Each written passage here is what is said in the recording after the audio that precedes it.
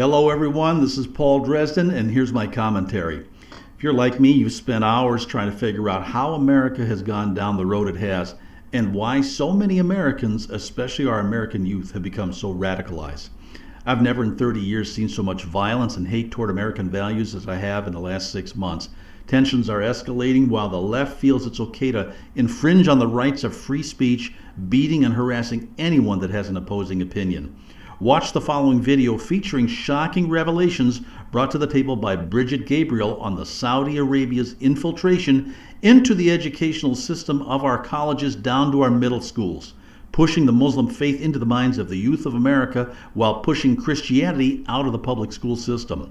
We watched the decline over the last 30 years of American values, Christian values, pride in American sovereignty, removal of the Pledge of Allegiance from our school system, and the list goes on and on. When did this all start, and how do we let it get this far? The answers are going to shock you. It's not too late, however, to take our country back. Regardless of the false narrative spewed out by mainstream media, Donald Trump did win the majority vote in the United States as President of the United States.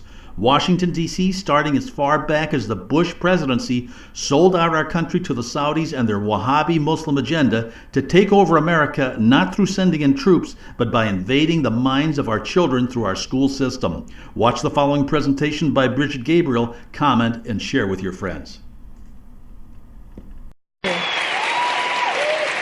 Thank you. Thank you.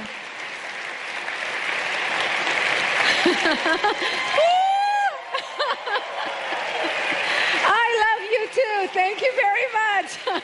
So touched and so blessed to be with you tonight. You honor me with your presence. Thank you for taking the time to coming here tonight and filling this beautiful church and just being inspired and being surrounded with love, with energy, with goodness. You know, people ask me all the time, Brigitte, don't you get depressed talking about radical Islam and terrorism and such a downer subject? And I tell them, you know what? Yes, I do. But you know what lifts my spirit up when I am down? Is this energy that I reflect on. And I remember all the places that I go to and I speak to, and the people that I meet across the way, like the wonderful people like you that I'm going to get a chance to shake your hand tonight and be around you and talk with you. And I say, there are great people in this world. There are great people in this country who share my passion for the United States, for its security, for Israel and its protection. So I am delighted to be surrounded with you tonight and share with you my life story, what's happening in our country, and what drives me to travel the nation and also the world to speak about why we all need to stand up and come together and call evil by its name.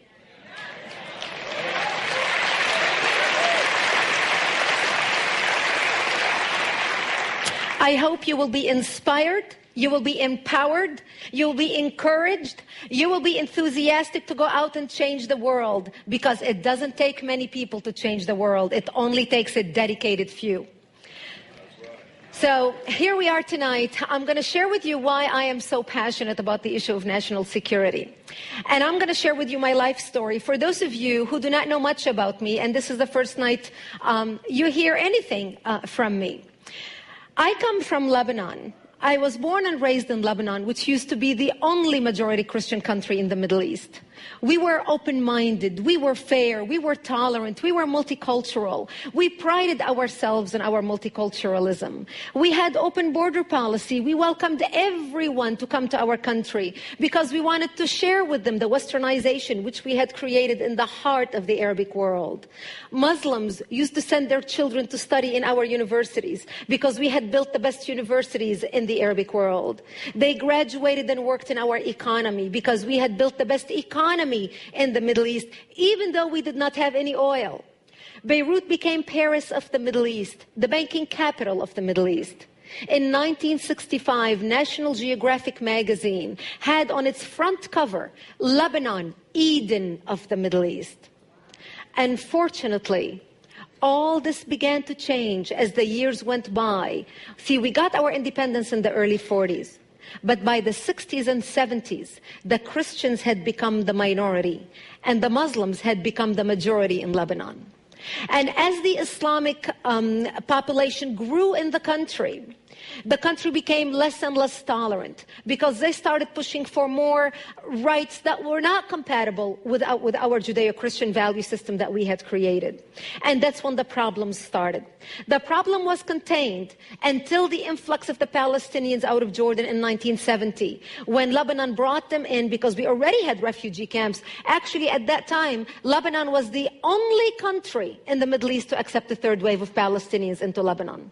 The majority of them were Muslims. They put their heads together with the Muslims in Lebanon and declared jihad on the Christians. What they wanted to do is create a base from which to fight Israel, kill the Jews, and throw them into the sea. Something they tried to do in Jordan. Yes, Arafat and the Palestinians tried to do in Jordan, but they failed because of the dictatorship of the king. Yet they were able to come to Lebanon, use our open-mindedness, our fairness, our tolerance, our multiculturalism, and our democracy to topple our democracy. My 9/11 happened to me in 1975 when radical Muslims blew up my home, bringing it down, burying me under the rubble wounded as they shouted Allahu Akbar. My only crime was that I was a Christian living in a Christian town. I ended up in a hospital for 2.5 months.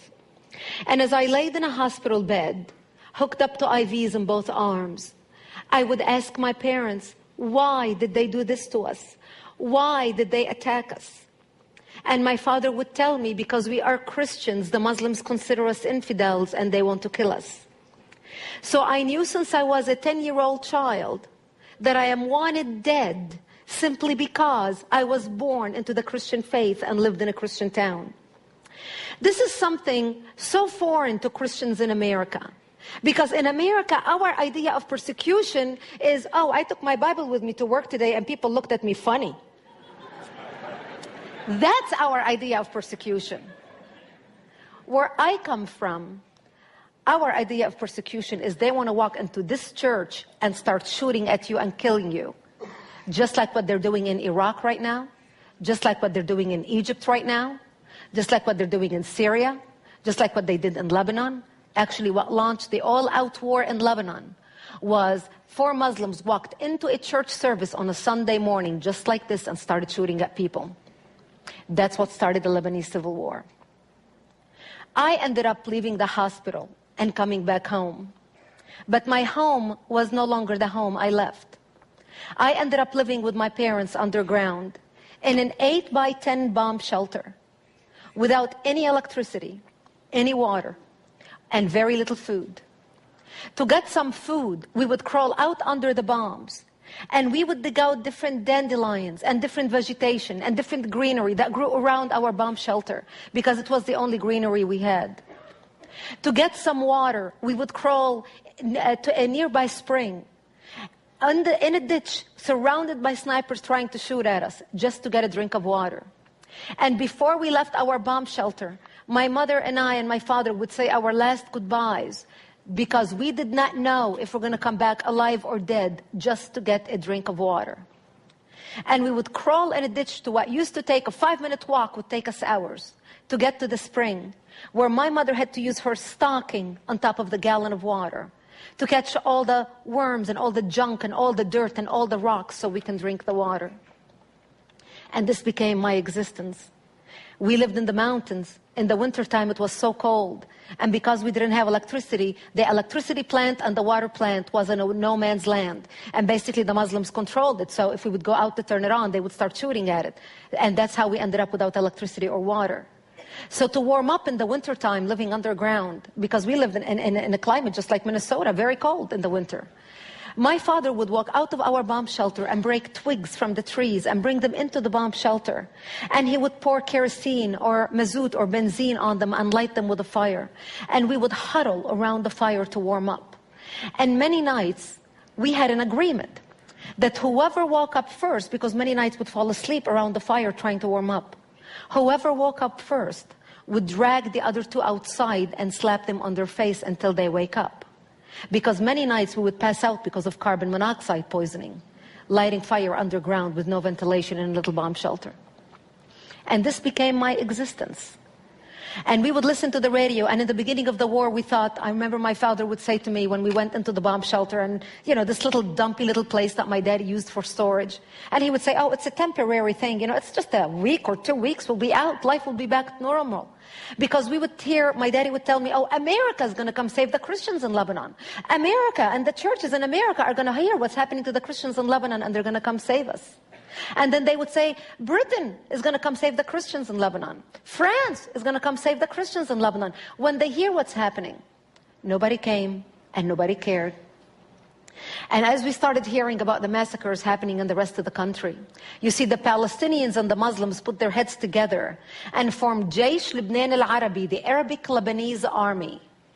And they started massacring the Christians, taking over Christian cities and towns.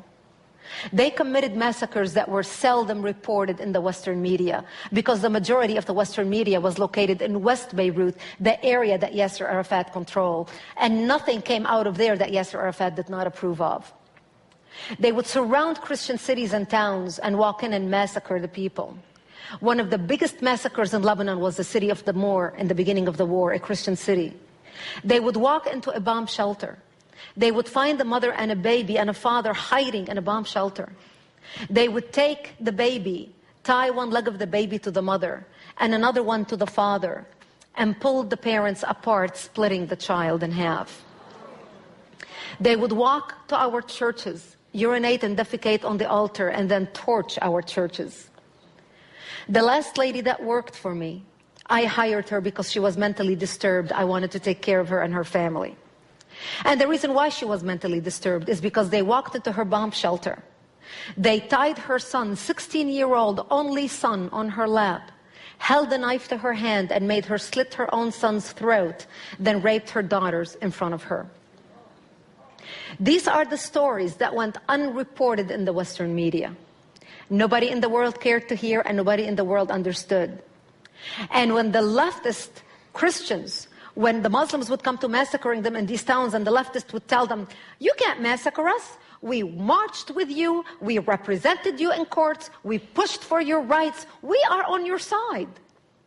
And the Muslims would look at them and say, you are nothing more than useful idiots. You are no different than the other Christians, infidels. But by the time these people woke up, it was too late. And some of them who fled to come and hide in our town, because it was the only Christian enclave left in South Lebanon. It was too late.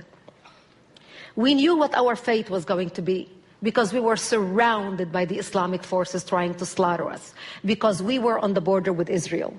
I come from a little town in southern Lebanon called Marjayoun, the Valley of Springs. If you have ever visited Metula in Israel on the northern border and stood on the border overlooking at Lebanon, my town is across the valley, across the border. We knew what our fate going to be because we heard of the massacres, and we knew our days were numbered. And we knew to our front were the Muslims and the Palestinians who are waiting to slaughter us so they can be at the border with Israel. But we knew that to our back was Israel, the Jews. And we knew that of the two enemies, because at that time Israel was considered the enemy of Lebanon. We had no diplomatic relations in the 70s. We knew as Christians, if we go to the Jews and beg for help, the Jews are not going to slaughter us, because we had more shared values with them than we had with the Muslims. So few people from my town went to Israel and begged for help. They flagged down an Israeli patrol and said, listen, we barely have 48 hours to live. If you don't come help us, we're going to be dead. So you help us, we'll be your buffer zone. It works out for both of us. Israel started coming in the middle of the night and bringing in ammunition and bringing in support and bringing in food for the military and bringing bomb shelters to people. And Israel would take Lebanese Christians, anybody who can fight between the age of 15 and 40, and take them into Israel and train them how to fight. Because we learned very early on in the war that you can have all your professional degrees behind you on the wall, your medical degree, your accounting degree, your law degree, your whatever degree. None of that will do you any good when you are faced with an enemy bent on killing you in the name of Allah. So Israel started to help, and Israel would come in the middle of the night, and this is how we lived for 3 years while no one in the world cared. I remember I was 13 years old, and a friend of ours from the militia, from our Christian militia, stopped by. And he said, Brigitte, I just want you to know that we heard on the radios today that the Muslim forces are planning a major attack against our town. And if I don't get to see you tomorrow, if we get killed tonight, I just want to wish you a merciful death. And he gave me a big hug and he left. And I remember as a 13-year-old dressing in my Sunday best, in my Easter dress, because I wanted to look pretty when I am dead, knowing that there would be no one to bury me after they slaughter me. And I remember sobbing as my mother combed my long black hair down to my hips and tied a white ribbon in my hair that matched the white flowers in my blue dress. And I cried, begging her, I don't want to die, I'm only 13 years old. And there was nothing my mother could say to me. And we just cried. And I remember sitting in the corner of our bomb shelter and holding each other's hands and praying, my mother, my father, and I. And my father said to me, my father opened up the Bible and we were reading from Psalms. I shall walk into the valley of death and fear no evil. And my parents said to me, if they come to slaughter us tonight, we will create a distraction. You just run towards Israel and you never look back. You are a child, you are a young child. We lived a long life. Thank God I did not make that decision that night, because that's the night when Israel came in physically into Lebanon and kicked out the Muslim forces and the Palestinians and set up checkpoints to save our lives around our town.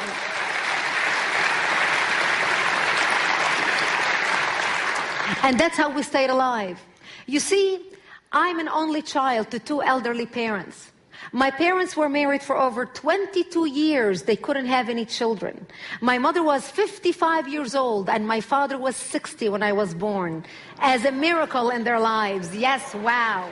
You better watch out. Don't let that gray hair fool you. I'm a testimony. I was a blessing in their lives. We went on to live in that bomb shelter like this for another 5 years until 1982, when Israel came in physically into Lebanon, entered Lebanon, all the way to Beirut. And the reason Israel entered Lebanon, invaded Lebanon all the way to Beirut, because Syria at that time, who had come to Lebanon as a peacekeeping force, started shelling Israel from Lebanon, using it as, calling it Lebanese resistance. We Lebanese had nothing to do with it. So Israel, working with the Christian Lebanese in Lebanon, both in South Lebanon and in the capital in Beirut, trying to help the Christians take back their democracy and kick out the radical element out of the country. And Israel was able to come all the way into Beirut, kick out the majority of the Palestinians, including Yasser Arafat, where they kicked him out to Tunisia with his cronies. We came out of the bomb shelter and back to rebuilding our lives. For those of you who have not read my book, you should read the story about what happened to my life in a hospital in Israel when my mother got wounded. Because of time, I'm not going to share that story. But I may share it if I come back for Night to Honor Israel some other time.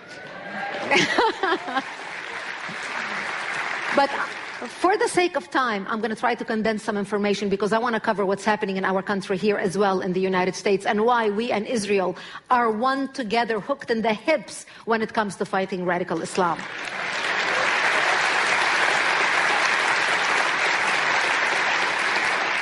I ended up moving to Israel in 1984 and becoming a news anchor for World News in the Middle East, working in Jerusalem in Binyanei HaUmah.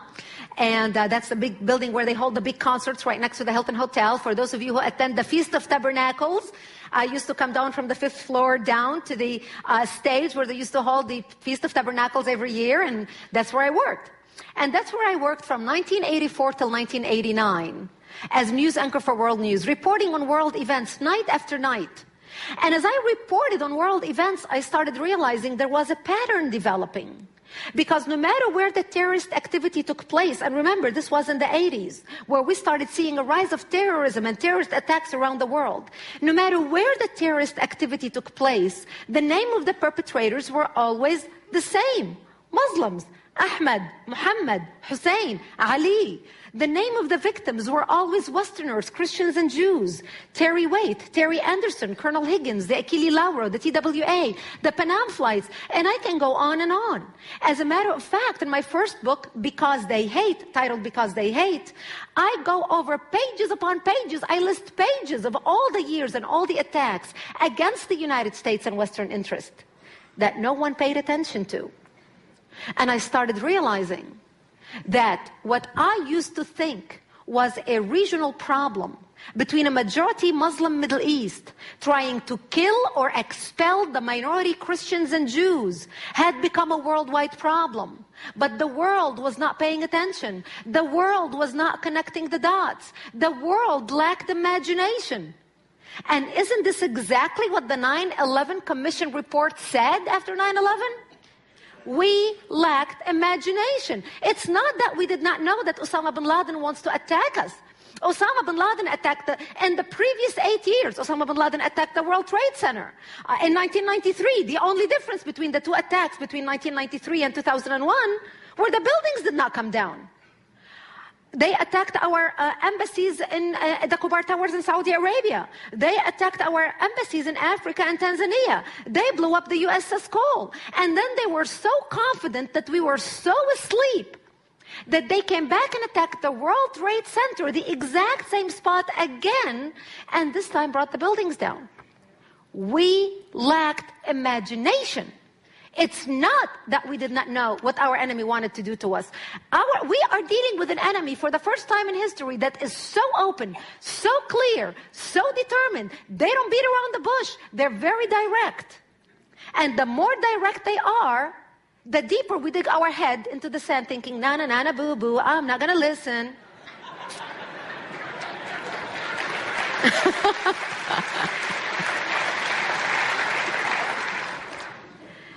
And the sad reality is that as long as Jewish blood was being shed on the streets of Jerusalem and Christian blood was being shed on the streets of Beirut, nobody in the world gave a darn. It wasn't until September 11th in the United States that the world woke up and realized, why do they hate us? What did we do to the Islamic world? Very simple words I have for you. They hate us. They hate us because we are infidels. Plain and simple. So what is driving this radicalism? Where is all this hatred coming from? A lot of people, especially when you listen to Al-Qaeda or the Palestinian, they say, well, we hate America, we are after America because America stands with Israel. Because of your foreign policy, that's why we attacked you on September 11th. If that is the case, then what is the mothership that is launching all this hatred against the West? In order for you to understand that, you have to learn a little bit about an organization called the Muslim Brotherhood, which you have heard something about associated with the Egyptian revolution in the last few months, especially after Christmas. The Muslim Brotherhood is the oldest Islamic terrorist organization in the world, founded in 1928 in Egypt, with 70 offshoot Islamic organizations, including Al-Qaeda and Hamas. Now, the Muslim Brotherhood was founded in 1928. 1928? Israel didn't even exist. America's foreign policy supporting Israel? Israel didn't even exist for us to have a foreign policy. So why did the Muslim Brotherhood launch Al-Qaeda, Hamas, and 70 other Islamic terrorist organizations around the world today? The answer is because they launched a movement of radical Islam to revive the authentic radical Islam of the 7th century and bring back the Islamic Empire, the Islamic Caliphate, which Ataturk eliminated and ended 5 years prior in 1924. The Islamic Empire existed from the 600s until less than 100 years ago. Our knowledge of history is so slim and so small and so almost nil. We do not understand what we're dealing with. We do not understand why our enemy is fighting us. They not only want the elimination of Israel, they want the elimination of our Judeo-Christian value system and of the West in general in order to bring back the Islamic Caliphate and conquer the world. Now, what are they doing and how they are doing it? The Muslim Brotherhood wrote a plan in 1982. It's a 100-year plan for radical Islam to infiltrate and dominate the West and establish an Islamic government on earth. In the counter-terrorism circles, this plan became known as the Project. In the project, they discuss tactics and proposals as to how to infiltrate the West, how to set up non-profit organizations and maintain the appearance of moderation in order to advance radical Islamic agenda in the West. They talk about how to work with like-minded progressive organizations in the West that share a similar goal. They talk about how to get Muslim interns in political offices in all levels in the West to sway opinion. They talk about how to get Muslims on the boards of Republican parties and Democratic parties so they can have a voice in swaying the decision of that party, whether conservative or liberal. They talk about how to get democratically elected Muslims into all levels in the Western government. They began implementing their plan in Europe in 1982. When you look at Europe today, Europe is no longer Europe. Europe has become Eurabia. As I am speaking to you right now, in Europe in Britain alone, there are 85 Islamic Sharia courts operating parallel to British courts. I am sure if you would have stopped a British man 20 years ago on the streets of London and told him, do you know that 20 years from now, you're going to have a different legal system that's completely opposed to your democratic system, he would have told you, you're crazy. Just as much as a New Yorker would have told you on September 10th, if you would have told him that tomorrow, 19 men with box cutters are going to bring down the World Trade Center, attack the Pentagon, and kill almost 3,000 people. He would have told you, you're out of your mind. That's what's happening in England today. In France alone, there are over 725 no-go zones. These are Islamic zones where the police is even afraid to enter. Europe is no longer the Europe that you knew or your parents knew 20 or 30 years ago. Why are we so concerned in America? Because what's happening in Europe is nothing but a preview as to what's coming to the United States. They wrote the plan for the United States in 1991, the Muslim Brotherhood. Here is the plan. This plan was presented as evidence in the Holy Land Foundation trial in Dallas, Texas, in 2007, the largest ever terrorism trial in the history of the United States against an Islamic charity, where we handed down 180 guilty verdict, and 108, not 180, guilty verdict on terrorism charges. Here is this plan. It says, مذكرة تفسيرية للهدف الاستراتيجي العام للجماعة في أمريكا الشمالية, written in 1991.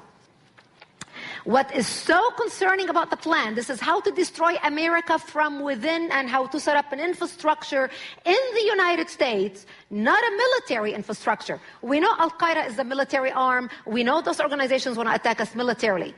But this is the stealth jihad or the cultural structure to topple down the United States. The most important page of this document is the last page, because it lists 29 front Islamic radical organizations operating in the United States as a front for the Muslim Brotherhood. The top one is ISNA, the Islamic Society of North America. Many of you have heard of ISNA because they are now advisors to President Obama about Middle East policy. We not only have the fox watching the hen house, we have the fox inside the hen house talking to the president. And you wonder why the president is so eager to throw Israel under the bus, or already threw Israel under the bus? It is shameful, shameful.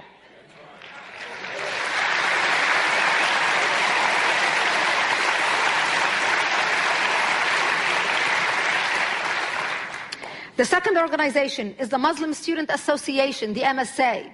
The Muslim Student Association has more chapters today on American college campuses than the Democrats and the Republican combined.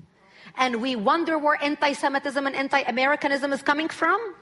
While we were asleep, our enemy has been organizing for years.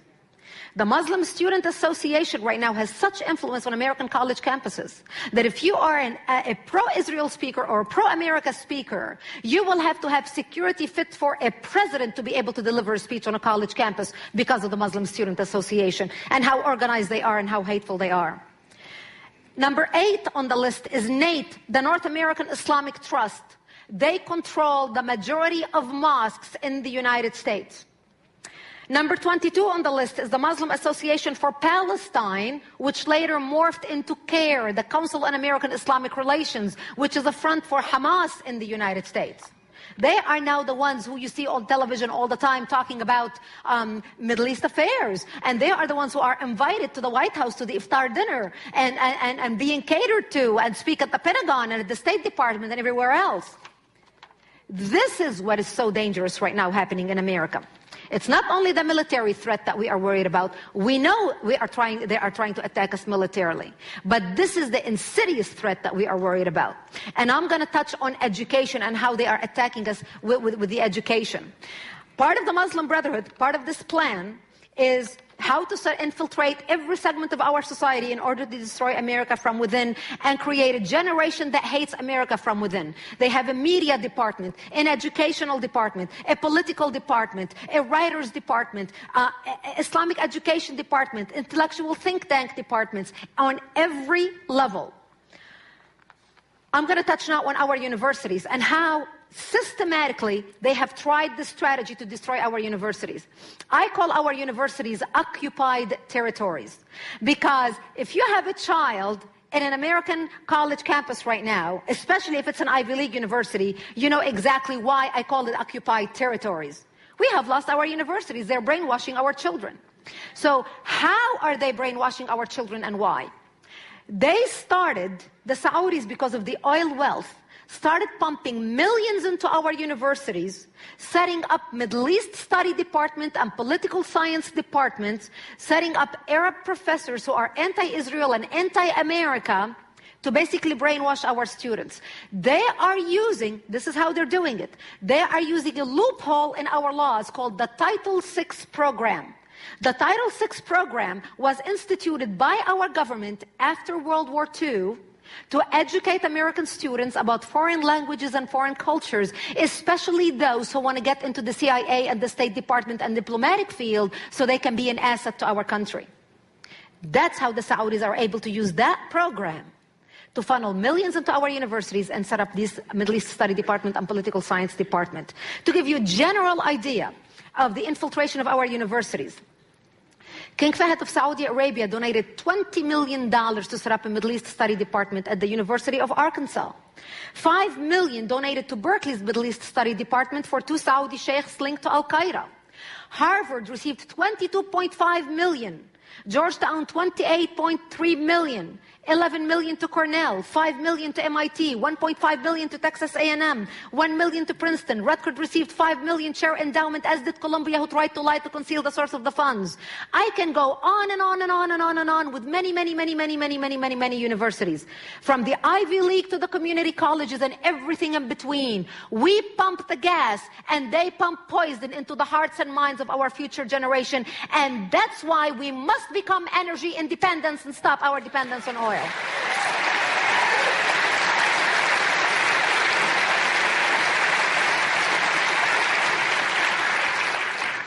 People ask me all the time, Brigitte, why is the media so biased? I mean, my gosh, God forbid you're subjected to watching CNN, let alone CNN International, if God forbid you are on one of these cruises, because that's the only thing you're stuck watching on a cruise, CNN International.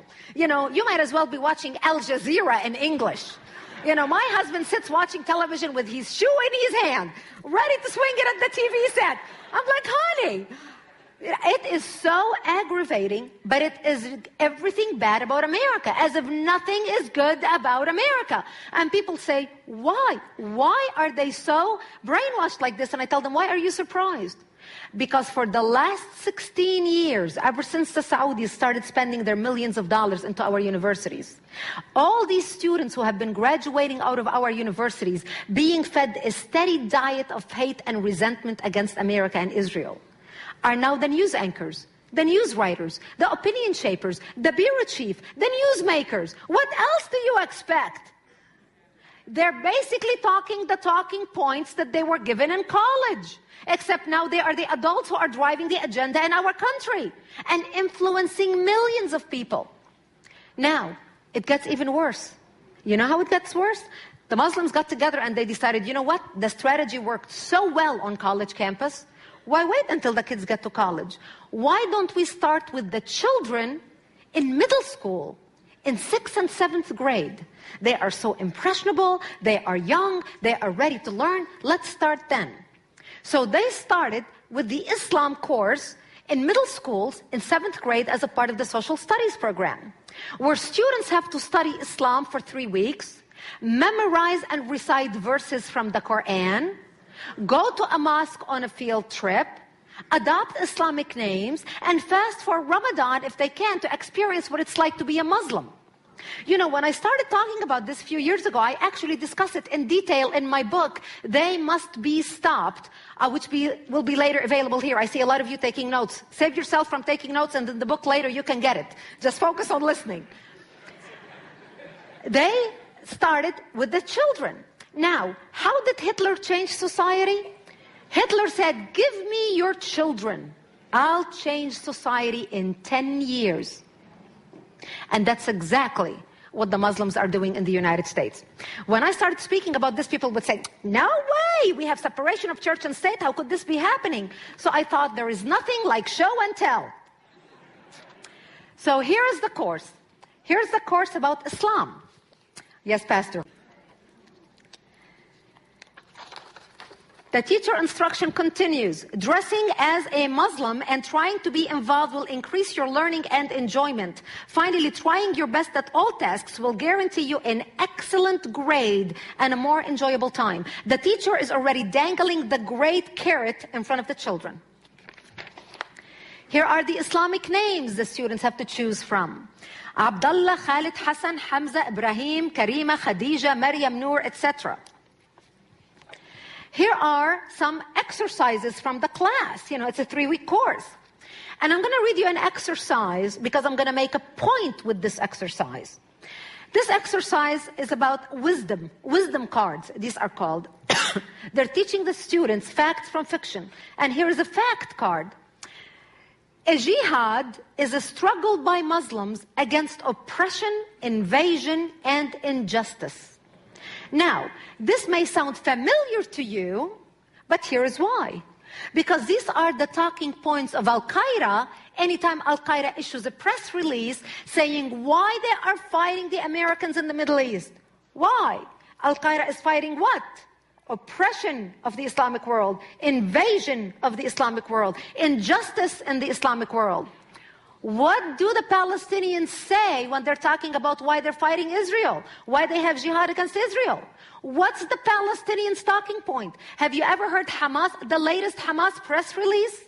We will continue our fight against injustice, oppression, and invasion. Our enemies' talking points are now being taught to our 6th and 7th graders in public schools in the United States.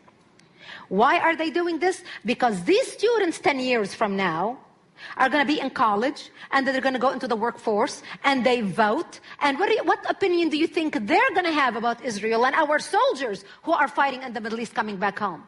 Well, of course they're going to kill you. You deserve to die because they are just protecting themselves. That's why they have jihad, because they're fighting you because you invaded them, and you are not being just to them, and you are occupying them.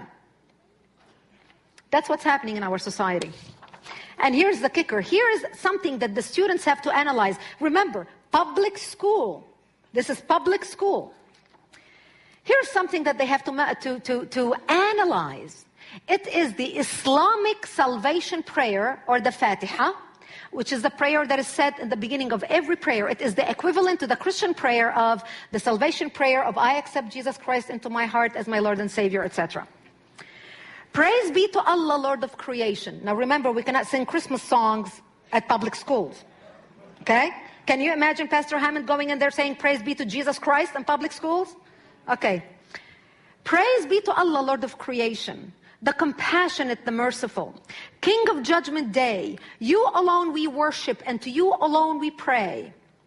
Guide us to the straight path, the path of those whom you have favored, which is the Muslims who accepted Islam and Muhammad. Not of those who have incurred your wrath, which is the Jews who refused Muhammad, nor of those who have gone astray, which is the Christians. This is in public school. The students have to analyze this prayer. Can you imagine Pastor Hammond going to public schools and saying, We're going to teach the Bible, a course about the Bible for 3 weeks. Now, you all students, if you behave yourself and dress like Jesus used to dress and, you know, wear the Roman sandals, you'll get better grades. And you're going to adopt Judeo-Christian names like Michael and Sarah.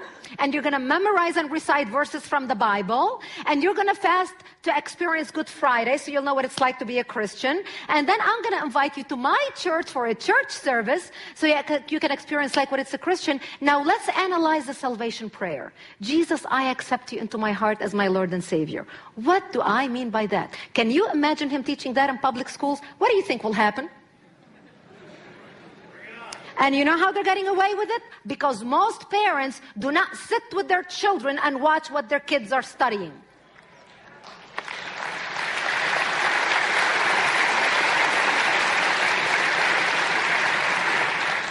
We have a problem in our country. At the end of the course, and I just have to share this page with you, and I'm skipping through a lot of things, Pastor, because I want to make sure I honor the time and stick to the time. I can talk about these things like for another hour. But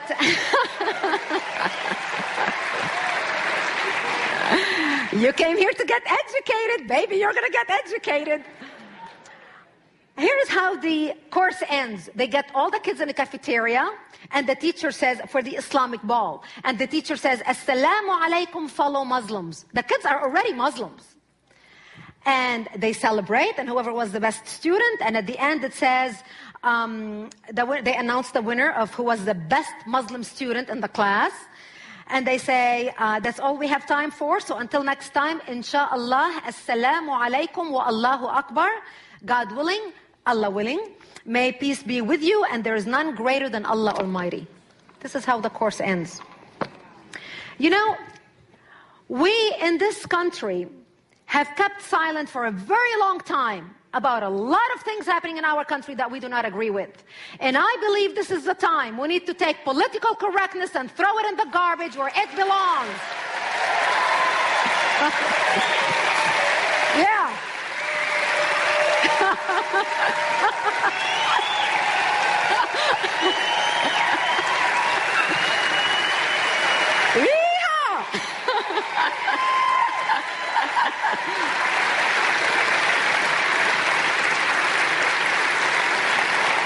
Absolutely. Thank you. Thank you. I am talking to the right people. Thank you, Pastor. This is the right crowd.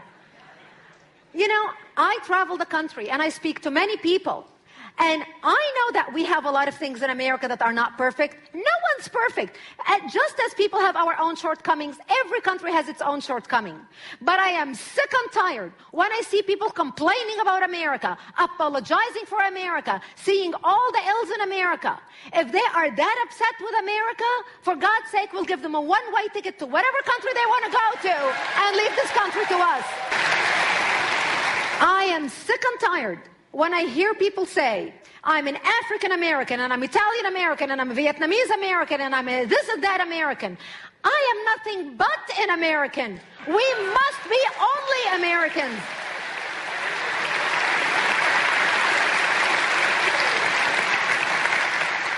And this is why, as I started traveling the country and thinking to myself, am I the only person who sees this problem? Am I the only person who sees that we need to speak up in this country before it's too late? I understand what happens when people turn a blind eye to evil. When good people turn a blind eye to evil, evil dwells. Societies deteriorate. Apathy brings in tyranny. You know how I know? Because my life was affected by it. I lost my country of birth to radical Islam. I do not want to lose my adopted country, America. And that's why I'm doing what I am doing.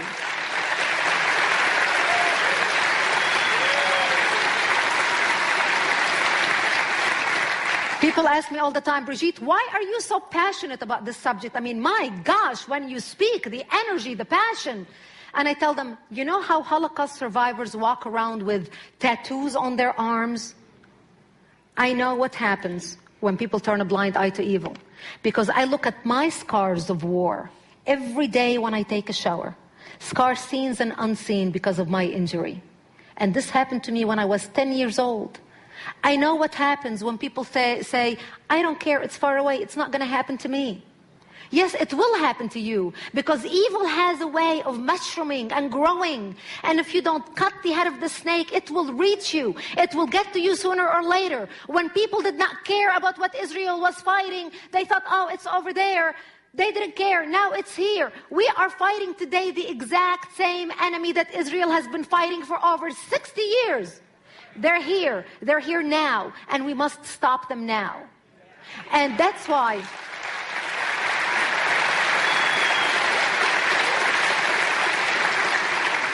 And that's why when I started traveling the country and I started educating people, I realized very quickly, people will come to me, they say, now that I am educated, what can I do? Give me something to do. And I realized very quickly, we can educate until the cows come home. Nothing is going to change. Education is important, but it is not sufficient. Education must be coupled with action. And that's when I launched Act for America. Don't just love America, act for America. I realized there are millions of people across this country who think what I think, who feel what I feel, who want to see the changes that I want to see. But they are afraid to speak the way I do, because if you speak the way I do, people will call you racist and a bigot. I come from the Middle East.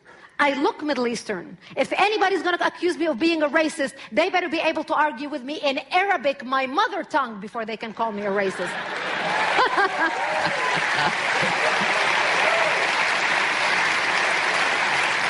And that's when I started traveling the nation speaking for Act for America. I'm proud to tell you that Act for America today is 170,000 members strong, 580 chapters nationwide. Yes, thank you. We have a full-time federal lobbyist on Capitol Hill, all day long talking to elected officials about what's happening in our country and educating them. We have our own national television show airing to 40 million homes across the United States and 190 markets. And I travel the nation speaking to people about how we can all work together in order to bring about change in our country. I realized the power of the individual in the United States is unbelievable and irreplaceable. We have something that most other nations do not have, and that is our Constitution and our Bill of Rights that give us the power to change the world.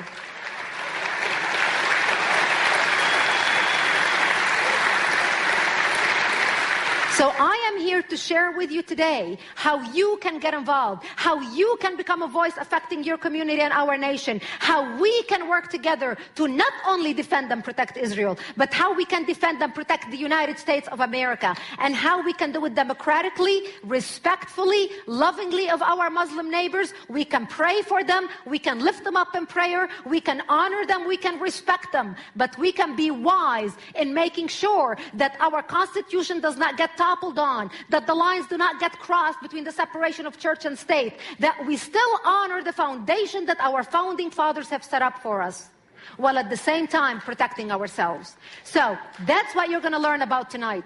And I'm going to invite Guy Rogers, the Executive Director of Act for America, to share with you some information about Act for America and how you can get involved. But before I introduce Guy Rogers on the stage, at this point of my presentation, speaking of our freedom, I would like to honor all our military and veterans who are in the audience. Please stand up and be recognized, every single one of you.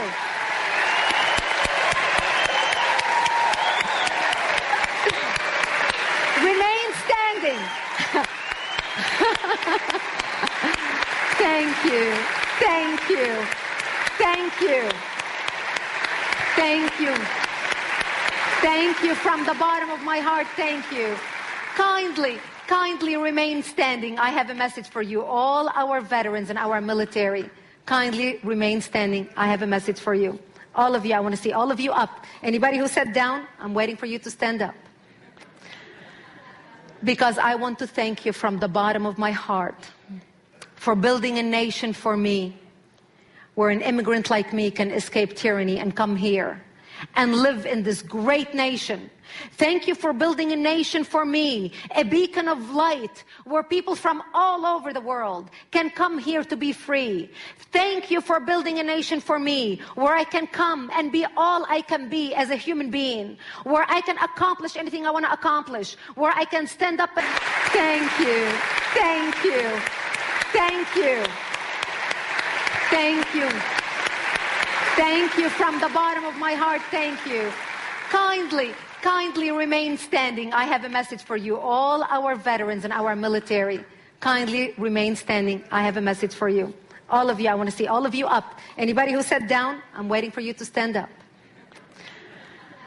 Because I want to thank you from the bottom of my heart for building a nation for me, where an immigrant like me can escape tyranny and come here and live in this great nation. Thank you for building a nation for me, a beacon of light where people from all over the world can come here to be free. Thank you for building a nation for me where I can come and be all I can be as a human being, where I can accomplish anything I want to accomplish, where I can stand up and speak without fearing for my life, where I can exercise my freedom of speech, my freedom of the press, my freedom of religion, and every other freedom I have. I know my freedom and the freedoms of everybody sitting down are built upon your shoulders and your sacrifice. I thank you from the bottom of my heart on behalf of millions of people around the world and in America who are not standing here before you today to thank you, to tell you face to face, we thank you, we honor you. You are not only my heroes, you are the heroes of millions of people.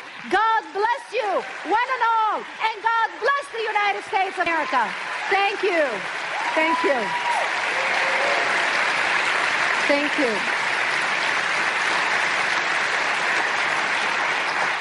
And I vow to you, I am building an organization that will always honor you, that will always lift you up, that will teach a new generation of America that you are our heroes and you will always be our heroes and you'll be treated as heroes.